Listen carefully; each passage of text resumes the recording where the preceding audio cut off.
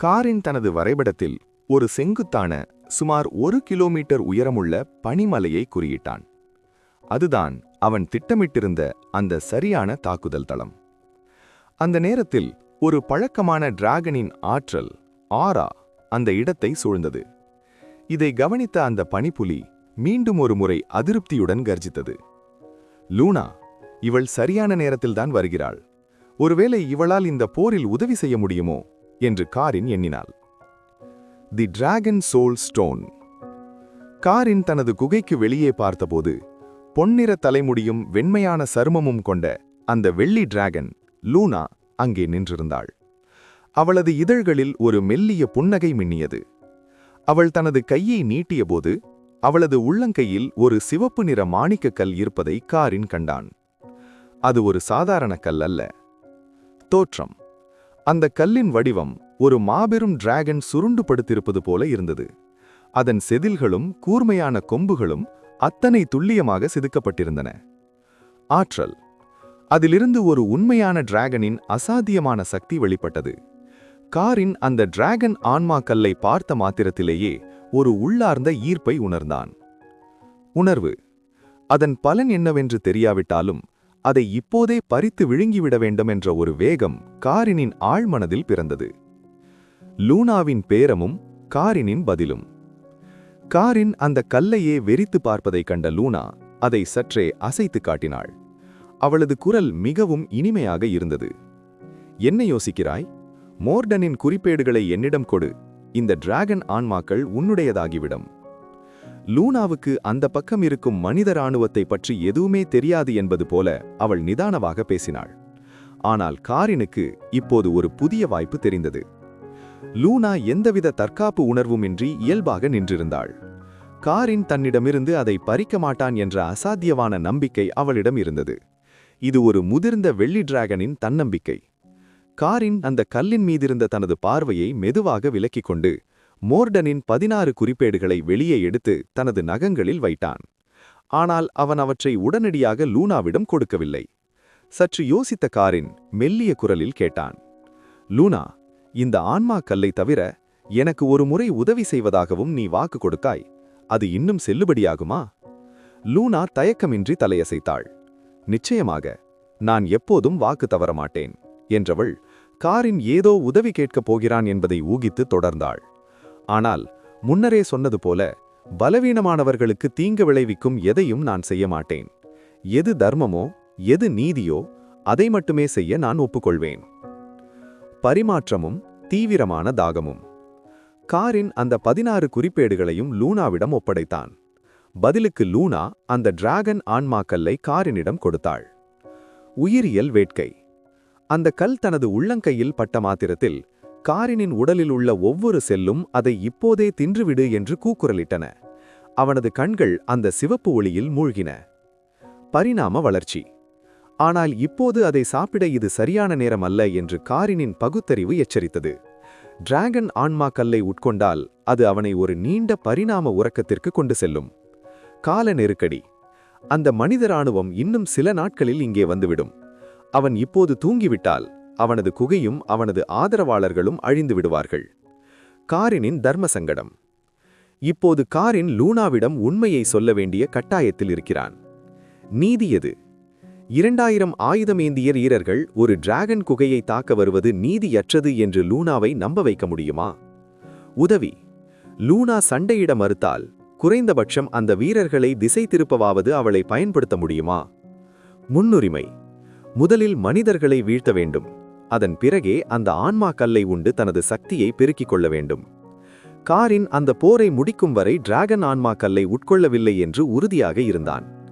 அந்த சமயத்தில் மோர்டனின் குறிப்பேடுகள் கிடைத்த மகிழ்ச்சியில் இருந்த லூனா, உனக்கு இப்போது ஏதாவது உதவி வேண்டுமா என்று கேட்டாள். காரின் தயக்கமின்றி ஒப்புக்கொண்டான். ஒரு முதிர்ந்த வெள்ளி டிராகனின் உதவி கிடைத்தால் அவன் இவ்வளவு எச்சரிக்கையாக இருக்க வேண்டிய அவசியமில்லை. இருவரும் இணைந்து தாக்கினால் அந்த 2000 பேர் கொண்ட இராணுவம் ஒரு பொருட்டை அல்ல. லூனா ஆர்வத்துடன் கேட்டாள். விஷயம் என்னவென்று சொல், நான் கேட்டுவிட்டு முடிவு செய்கிறேன். காரினின் ராஜதந்திர பேச்சு. காரின் லூனாவின் நீதி உணர்வை தூண்டும் விதமாக பேசத் தொடங்கினான். ஆக்கிரமிப்பு. ஒரு சிறிய மனித ராணுவம் டிராகன் முதுகெலும்பு மலைத்தொடரை கடந்து இந்த ஆர்க்டிக் பனிச்சமவெளிக்குள் அத்துமீறி நுழைந்திருக்கிறது. காரணம், அவர்கள் மஷியா நாட்டை சேர்ந்தவர்கள். அவர்கள் ஏன் இங்கே வருகிறார்கள் என்று உன்னால் ஊகிக்க முடியும். அவர்கள் மோர்டனின் நாட்டை அழித்ததுடன் நிறுத்தவில்லை. அநீதி. 2 சிறு குழந்தைகளை கொல்வதற்காக இவ்வளவு தூரம் துரத்தி வருகிறார்கள். இவ்வளவு கொடூரமான ஒரு நாட்டை எதிர்த்து போரிடுவது உனது தர்மத்திற்கு விரோதமானது அல்ல என்று காரின் வாதிட்டான். லூனாவின் தர்ம சங்கடம். வெள்ளி டிராகன்கள் பொதுவாக அமைதியை விரும்புவை. காரினின் பேச்சை கேட்ட லூனா மிகவும் குழம்பி போனாள். அவளது முகம் கவலையால் வாடியது. லூனாவின் தயக்கம். ஒரு இராணுவத்தை அழிப்பது என்பது நல்லது என்று அவளால் உடனடியாக ஏற்க முடியவில்லை. ஆனால் அப்பாவி குழந்தைகளை துரத்தி வரும் ஒரு கொடூரமான இராணுவத்தை தடுப்பது நீதி என்றும் அவளுக்கு தோன்றியது. காரின் அந்த இராணுவம் உண்மையில் அந்த செங்கோலை தேடி வருகிறது என்பதை சொல்லாமல் குழந்தைகளின் பாதுகாப்பை முன்னிறுத்தி லூனாவை தன் பக்கம் இழுக்க முயன்றான். முடிவு. லூனா அமைதியாக இருந்தாள். அவள் சில நிமிடங்கள் தேவைப்பட்டன. லூனா சில வினாடிகள் யோசித்துவிட்டு மெதுவாக தனது தலையை அசைத்து மறுத்தாள். மன்னிக்கவும் காரின், என்னால் இதற்கு சம்மதிக்க முடியாது. அவள் தொடர்ந்து பேசுகையில், மனிதர்கள் மிகவும் சிக்கலானவர்கள். அவர்களின் போர்களும் அப்படித்தான். நான் எப்போதும் மனிதர்களுக்கிடையிலான மோதல்களில் தலையிடுவதில்லை. ஒரு பக்கத்திற்கு உதவி செய்வது என்பது மற்றொரு பக்கத்திற்கு செய்யப்படும் அநீதி என்று நான் கருதுகிறேன். லாபத்திற்காக எதையும் செய்யும் 5 நிற டிராகன்களைப் போல அன்றி, மெட்டல் டிராகன்கள் தர்மத்தின் பெயரால் நடுநிலை வைப்பதையே விரும்புவர். லூனாவின் இந்த மறுப்பு காரினுக்கு ஆச்சரியத்தை அளிக்கவில்லை. அவன் இதை ஏற்கனவே எதிர்பார்த்திருந்தான். காரினின் மாற்று திட்டம். லூனாவின் கொள்கைகளை மாற்ற முடியாது என்பதை உணர்ந்த காரின் உடனடியாக அடுத்த காயை நகர்த்தினான்.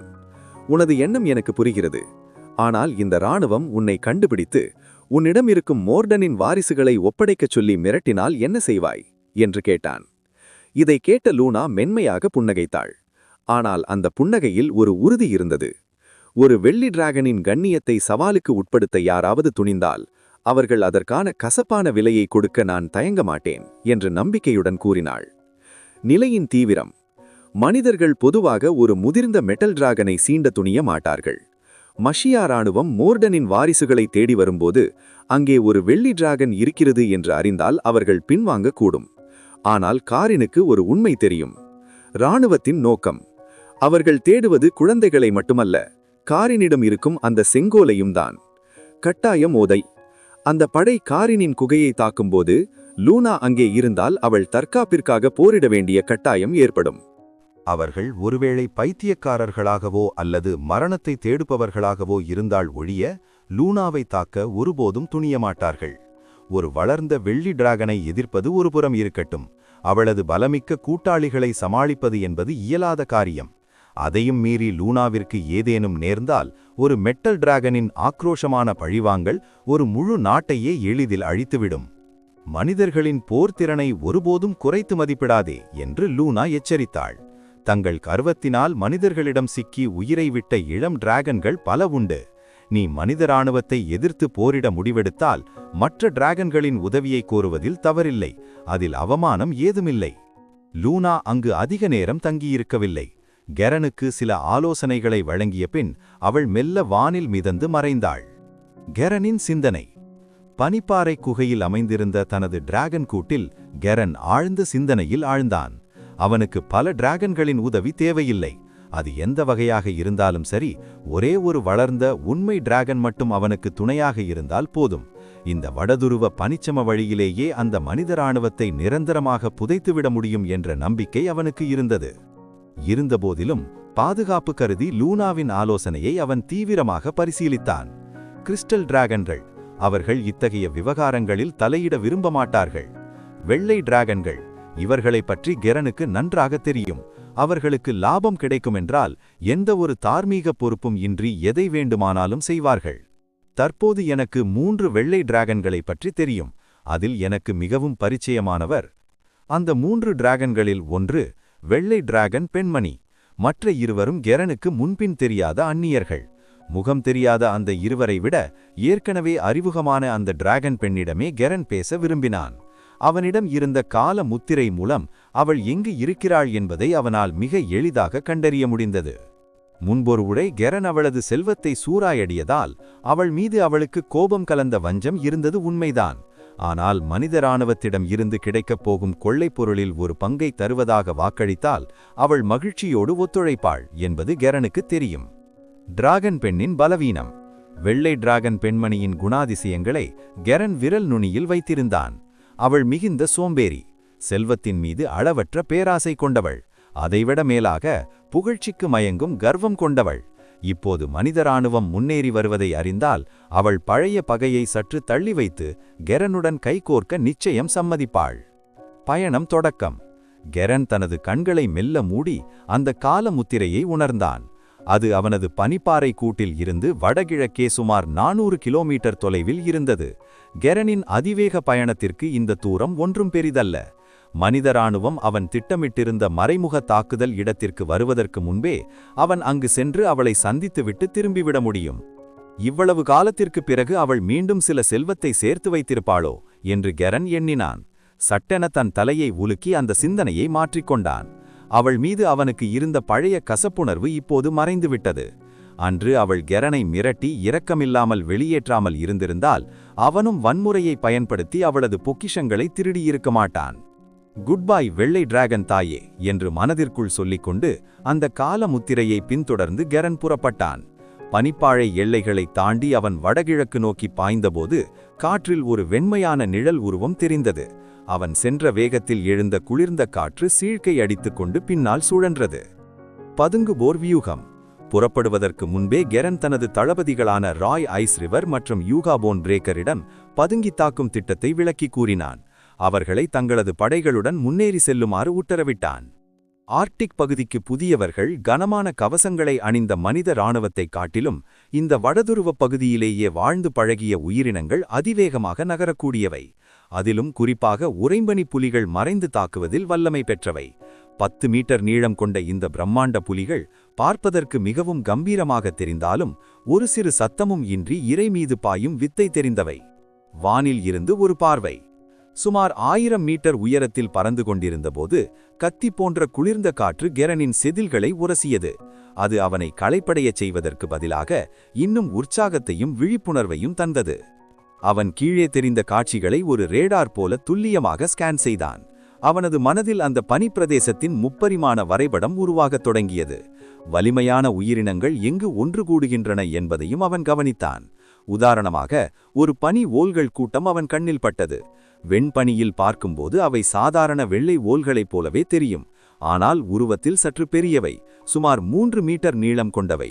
தூரத்தில் இருந்து பார்த்தால் இவை எந்த தீங்கும் விளைவிக்காத சாதாரண மாயாஜால உயிரினங்கள் போலவே தோன்றும். ஆனால் யாராவது அவற்றை சாதாரண மிருகம் என்று குறைத்து மதிப்பிட்டால், அவற்றை சாதாரண விலங்குகள் என்று குறைத்து மதிப்பிட்டால் அவர்கள் அதற்கு மிகப்பெரிய விலையை கொடுக்க வேண்டும். நிச்சயமாக தங்கள் உயிரையே கொடுக்க வேண்டும். இந்த பனி ஓல்கள் வெறும் விலங்குகள் அல்ல. அவை பொதுவான மொழிகளையும் ராட்சதர்களின் மொழிகளையும் பேசக்கூடிய அதீத அறிவுத்திறன் கொண்ட மாயாஜால உயிரினங்கள். தந்திரம், அறிவுத்திறன் மற்றும் வலிமையின் கலவையாக திகழ்வது இவை. எப்போதும் ஒற்றுமையாக செயல்படுபவை. சொல்லப்போனால் வெள்ளை டிராகன்களையோ அல்லது பனி ராட்சதர்களையோ விட அபாயகரமானவை என்பதால் இவை பனிச்சமவெளியின் பிரபுக்கள் என்றே அழைக்கப்படுகின்றன. இவை பனி டிராகன்களைப் போலவே குளிர் மூச்சை உமிழும் ஆற்றல் கொண்டவை. இந்த பனி ஓல்கள் கூட்டம் மட்டும் என் பக்கம் இருந்தால் அந்த மனித இராணுவம் தானாகவே வந்து சவப்பெட்டியில் படுத்துக்கொள்ளும் என்று கெரன் எண்ணினான். அடங்காத ஆக்ரோஷம். கெரனுக்கு அந்த ஓல்கள் மீது ஒரு ஈர்ப்பு உண்டானது. ஆனால் மிகவும் உயர்ந்த அறிவுத்திறன் கொண்ட இந்த பனி ஓல்களை அவ்வளவு எளிதில் அடக்கிவிட முடியாது. மிகவும் கர்வம் கொண்ட இந்த பனி ஓல்கள் டிராகன்களை தங்களை விட உயர்ந்தவர்களாக ஒருபோதும் கருதுவதில்லை. எதிர்காலத்தில் வாய்ப்பு கிடைக்கும்போது இவற்றை அடக்க வேண்டும், ஆனால் இப்போது அதற்குரிய நேரமல்ல என்று முடிவு செய்து கெரன் தனது பயணத்தை தொடர்ந்தான். பனிநிலத்தின் விசித்திரங்கள். வடகிழக்கு நோக்கி பறக்க பறக்க கெரனின் கண்களில் பல விசித்திரமான இனங்கள் தென்பட்டன. மாயாஜால உயிரினங்கள் மற்றும் மனித உருவம் கொண்ட பழங்குடியினர். மினோட்டார்கள், ஓக்ரேகளைப் போன்ற உடல் வலிமை கொண்ட மனித காளை உருவங்கள். ட்ரோல்கள், எதற்கும் அஞ்சாத அரக்கர்கள். ஆர்க்டிக் காட்டுமிராண்டிகள், சுமார் 1000 பேர் கொண்ட ஒரு வலிமையான பழங்குடியினம். இந்த வகை பனி நிலத்து உயிரினங்கள் சாதாரண பகுதிகளில் வாழும் உயிரினங்களை விட உடல் ரீதியாகவும் மன ரீதியாகவும் மிகவும் வலிமையானவை.